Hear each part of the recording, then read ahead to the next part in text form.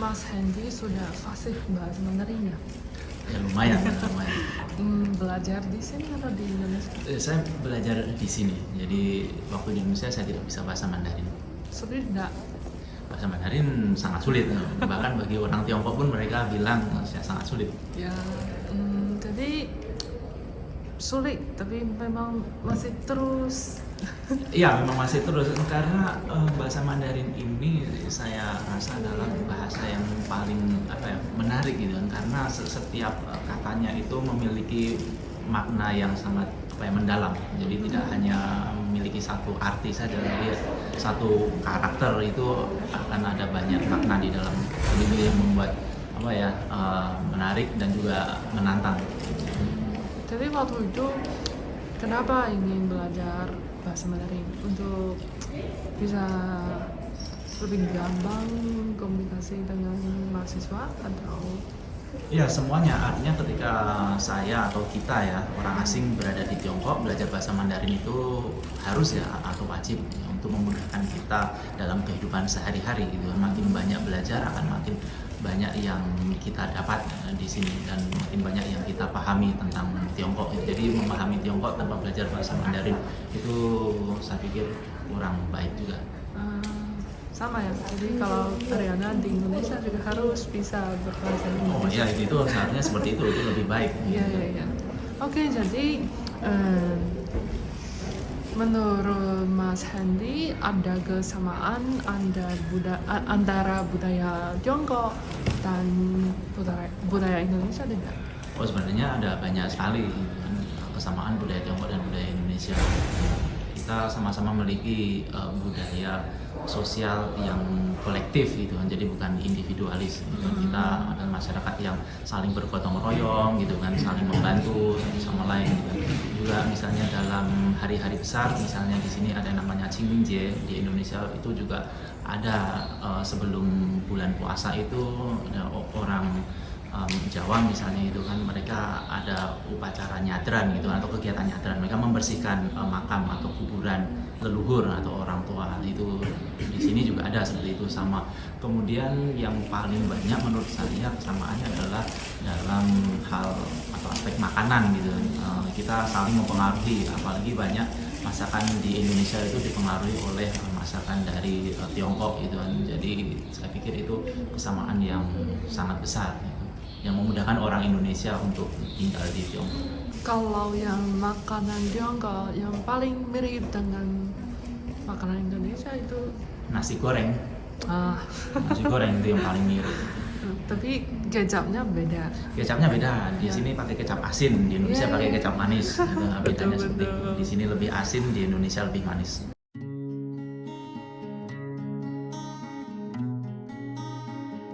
Tianjin, Inner Mongolia, Ningxia, Xinjiang, Urumqi, Yili, Nalaji, Dacheng, Henan, Xi'an, Shanghai, Zhejiang, Guangxi, Guangdong, Mas Sichuan. Hendy orang kaya. Anda, saya bukan orang kaya. Kalau Ariana malah belum begitu banyak kota daripada Mas Hendy. Ya, karena saya punya banyak waktu untuk berlibur.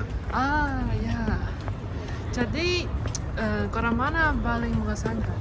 Saya pikir semuanya mengesankan, karena setiap kota ya, setiap tempat itu punya karakter khas masing-masing. Misalnya pergi ke Xinjiang itu sukunya kan berbeda dengan suku yang ada di sebelah timur ya. Mereka suku Uighur gitu kan, Muslim, bangunannya juga berbeda, makanan masakan itu berbeda juga gitu kan, kebudayaannya berbeda gitu.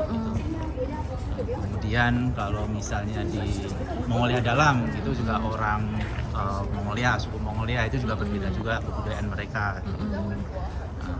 Dan misalnya kalau ke Shanghai kita bisa menikmati kemajuan atau kemegahan ekonomi gitu kan. Situasinya pasti akan berbeda dengan kota kecil gitu kan. Kemudian misalnya di Xi'an kita bisa merasakan budaya misalnya dinasti yang lebih lama gitu kan daripada di Beijing gitu kan. Merasakan sejarah Tiongkok yang lebih tua di kota Xi'an. Wah, jadi Ariana sendiri mungkin mungkin tidak begitu mengenal kota-kota itu daripada Mas Hendy karena Ariana belum pernah ke misalnya ke Xinjiang belum pernah. Ke Xinjiang. Ya mungkin kapan-kapan bisa ke Xinjiang. Itu sangat indah pemandangannya. Itu surga di bawah langit. Rakyatnya gimana? Ramah, sangat ramah. Mereka masih jarang bertemu orang asing atau melihat orang asing. Jadi mereka akan menyambut dengan sangat ramah. Dan makanan Xinjiang itu enak sekali. Itu sangat enak. Misalnya nang ya? Ya, itu kan Nang roti naan. Kemudian ada sate kambing. Itu ya, pasti. ya. Ada ikan bakar juga. Ikan bakar juga, ya. Karena memang suku atau etnis di sana kebanyakan beragama Islam, jadi di sana juga ada banyak masjid ya, di sana ada banyak masjid. Pernah coba sholat di sana tidak? Ya, pernah coba sholat di sana. Kita berbicara dengan imam atau pemimpin komunitas Muslim di sana. Itu beda tidak kalau caranya sholat atau semuanya sama. Ya. Oke.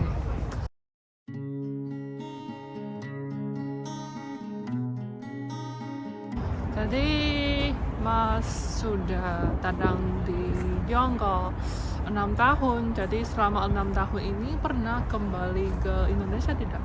Ya, sudah banyak kali. Banyak kali? Ya, banyak kali. Waktu libur musim panas, musim dingin gitu. Tapi karena akhir-akhir ini ada pandemi, jadi ya, belum bisa pulang.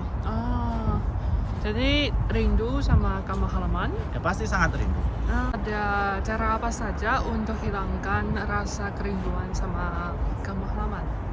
Saya bisa bertemu dengan orang-orang Indonesia ya yang tinggal di Beijing, yang mereka mahasiswa atau pekerja. Kita berkumpul, makan bersama, gitu kan. Atau saya juga bisa bergabung dengan acara-acara di Kedutaan Besar Republik Indonesia (KBRI) yang ada di Beijing kalau ada acara yang mereka selenggarakan. Kemudian saya pun bisa merayakan hari-hari besar agama, misalnya Lebaran atau Idul Fitri juga di sini, gitu kan, bersama dengan masyarakat lokal, ya, orang-orang Tiongkok yang beragama Muslim di masjid sekitar Beijing. Pernah sama orang Tiongkok merayakan? Pernah, saya merayakan Idul Fitri di Masjid Niujie. Itu salah satu masjid yang terbesar dan tertua di Beijing. Cara merayakannya beda atau sama dengan di Indonesia? Ya, sebagian besar sebenarnya sama. Sebagian besar sama. Ya, kita duduk. Ya, boleh. Duduk di sini ya. Agak panas di sana. Ya, coba ceritakan waktu merayakan Idul Fitri di Masjid Niujie. Ya, sebenarnya hampir semuanya itu sama ya untuk sholat Idul Fitri dimanapun, termasuk di Masjid Niujie di Beijing ini, gitu kan. Yang berbeda mungkin kita tidak bersalam-salaman, gitu kan, setelah melaksanakan ibadah atau sholat. Jadi tradisi untuk bersalam-salaman kemudian minta maaf itu saya pikir hanya ada di Indonesia. Jadi kita setelah sholat ya sudah kita pulang, gitu kan, atau bertemu dengan orang-orang Indonesia, atau kita bisa pergi makan bersama. Jadi pernah mengundang anggota keluarga Anda ke Tiongkok tidak? Belum, sayangnya belum gitu ya, karena mungkin ada pandemi ini ya. Jadi rencana itu belum terlaksana. Apakah Mas Hendy pernah berbagi kehidupan Anda di Tiongkok dengan teman-teman Indonesia? Sering sekali. Saya biasanya membagi lewat tulisan di artikel blog saya, kemudian di YouTube ya. Saya punya berbagai vlog gitu kan yang menceritakan kehidupan saya di sini ya. Terutama saya mengunjungi berbagai tempat-tempat bersejarah ya yang punya budaya yang penting. Kemudian juga mencicipi masakan atau merasakan masakan-masakan khas dari berbagai macam daerah ya.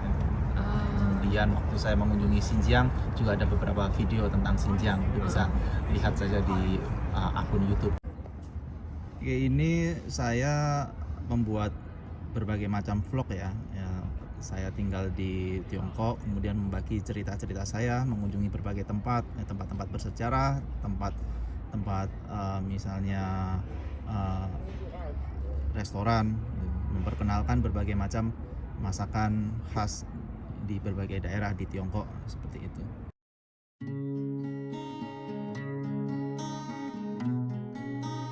Dan sebenarnya kalau saya sekarang ada di Beijing ya itu sebenarnya tidak ada kesulitan sama sekali karena di Beijing sendiri ada banyak komunitas Muslim, masyarakat dari suku Hui atau suku Xinjiang misalnya seperti itu. Di Beijing juga ada banyak masjid, jadi jangan khawatir. Ada banyak restoran halal, restoran suku Hui dan restoran suku Xinjiang itu. Jadi menurut saya sebagai orang Muslim di sini tidak ada banyak kesulitan. Oke, jadi seperti itu jalan-jalan kita hari ini ke Universitas PFSU, mengenal bagaimana kehidupan saya sebagai seorang dosen ya, mengajar orang Tiongkok bahasa Indonesia, yang memahami Indonesia lebih mendalam, dan juga pengalaman saya mengajar di sini, tinggal di Tiongkok juga, dan menjalani hidup di tengah masyarakat Tiongkok. Ya, oke. Jadi cukup banyak informasi untuk hari ini. Dan sekarang sudah mau jam 12 dan mahasiswa akan lepas kuliah. Nanti kita berdua akan berkumpul dengan mereka. Jadi sekian dulu ya. Kita berdua mau istirahat dan makan siang dulu. Ya, sampai jumpa. Ya, sampai jumpa. Dadah. Nah.